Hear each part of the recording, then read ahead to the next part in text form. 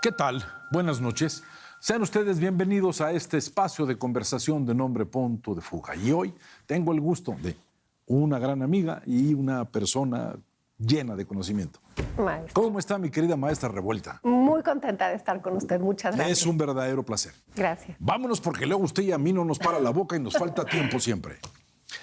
Uno de los elementos fundamentales en los seres humanos es la constitución emotiva, la arquitectura de los deseos en las personas. La Ilustración francesa, que fue el gran movimiento que nos hizo mayores de edad como civilización, donde se presentaron Descartes, Diderot, Voltaire, Rousseau, Montesquieu, la grandiosidad de Molière, todos estos, le dieron la vuelta y convirtieron a la sociedad en antropocéntrica. Ya no querían adorar a un dios. Tuvieron que pasar 17 siglos para que se presentaran esos personajes y le dieran una constitución emotiva y racional al ser humano. Ellos plantearon el camino para una generación del romanticismo, que le llaman el romanticismo alemán, que no es tan alemán, porque luego los franceses manejan un romanticismo espléndido, señora. ¿Pero por qué digo esto? Porque las emociones son la constitución, el centro de nuestros delirios en la actualidad, ¿sí? El centro de la percepción. Vivimos 95% de puras supercherías, de miedos y de suposiciones, en vez de racionalizar producto de las emociones. Y ese rescate emocional lo hicieron dos personas, y por eso le estoy robando un poco de tiempo, Schiller y Goethe, que son dos portentos de la civilización. Goethe y Schiller, ellos son las dos primeras personas que utilizan un gran término, el término la compasión, la pasión compartida. La compasión no es sentir ternura, es sentir lo que el otro siente, es lograr hacer una lectura del otro a través de sus emociones. Goethe también habla de la poderosísima relación humana. Lo más importante en los humanos es la palabra, la relación, la idea de las acciones vestidas de destino, que es lo que arma una palabra. La tercera cosa, que no hay una sola verdad. Hay tantas verdades como tus preguntas necesitan, lo cual es el escalofriante mundo de ahora, que viviría en un cierto romanticismo, pero no lo quiero idealizar. Y la última es el importantísimo manejo del tiempo, nuestra relación con el tiempo. El dios Cronos, el dios líder, que ahora lo único que uno dice como Fausto es: ahora que sé tanto, ¿por qué tengo tan poco tiempo enfrente?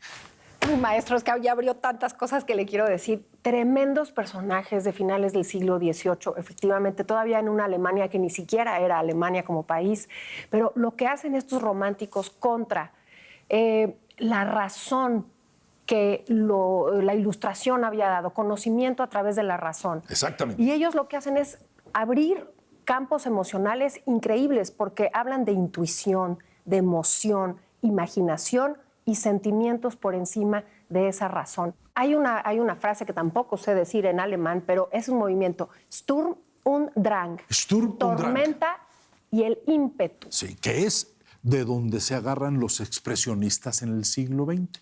El claro. Sturm und Drang. Claro, porque además ahí están entrando a un siglo XIX europeo, que la subjetividad es importante. Ahora, revisando el romanticismo, maestro, llega hasta rincones como, por ejemplo, una Mary Shelley que escribe Frankenstein. Los sentimientos a flor de piel, la mortalidad, esa forma de que la naturaleza termina con la vida del hombre, y hablan incluso de cosas mórbidas, de cadáveres, de calaveras.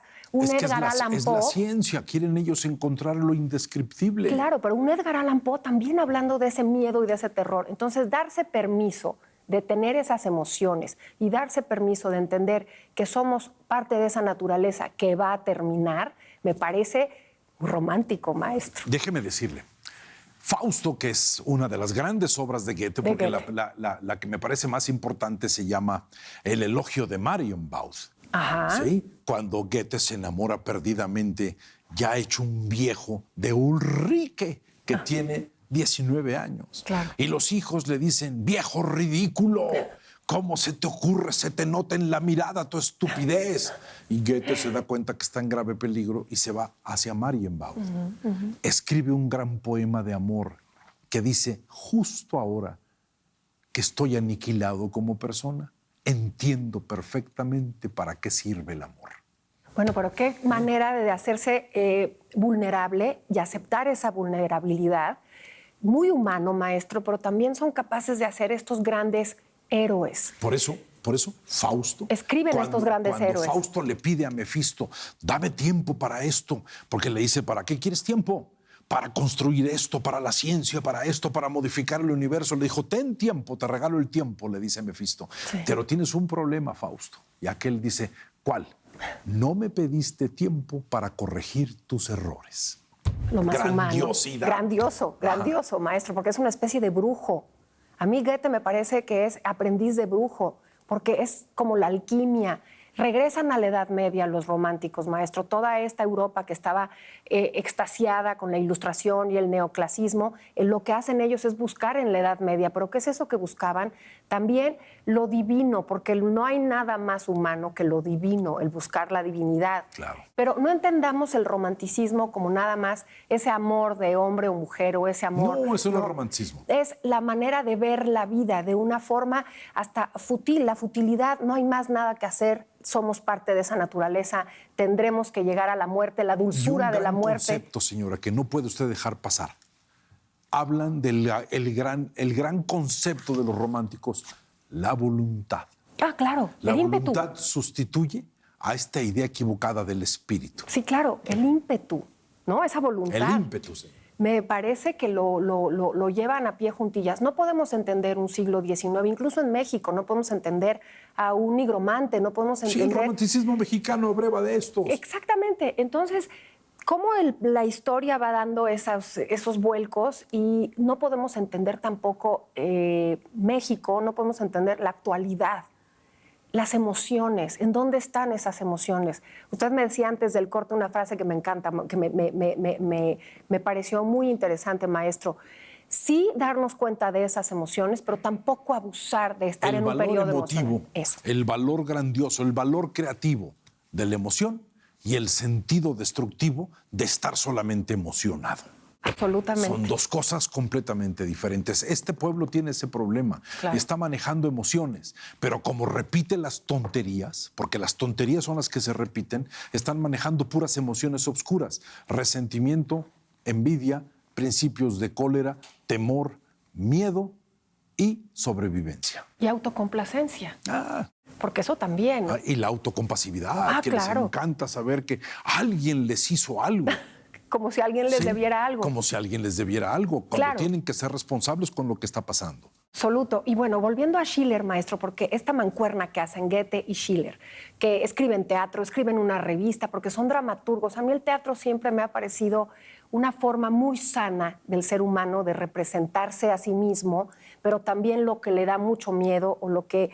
No sé, de algo, bueno, ¿qué le digo yo a un hombre de teatro, maestro? No, señora. Que a mí me parece formidable eso que el ser humano ha tenido de ponerse máscaras, de ponerse en los zapatos del otro, es la forma más profunda de hablar de sí mismo. Entonces, tanto Goethe como Schiller hablan de lo que traen adentro, de esta efervescencia, de este ímpetu, a través de maravillosas obras de teatro.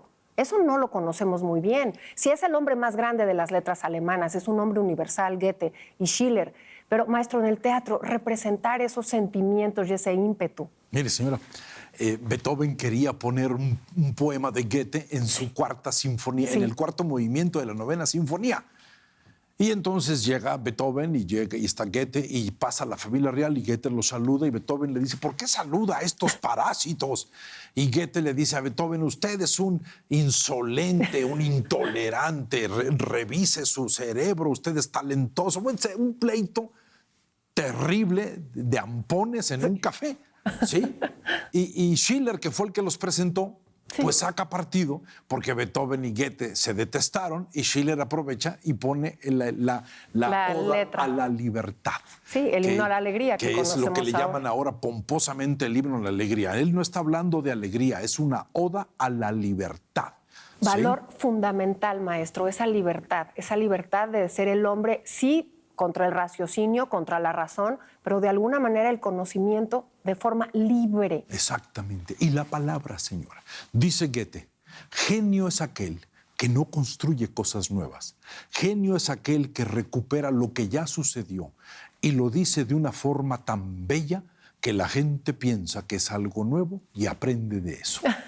Eso es el valor de la palabra, que ahora la palabra la han depauperado una bola de...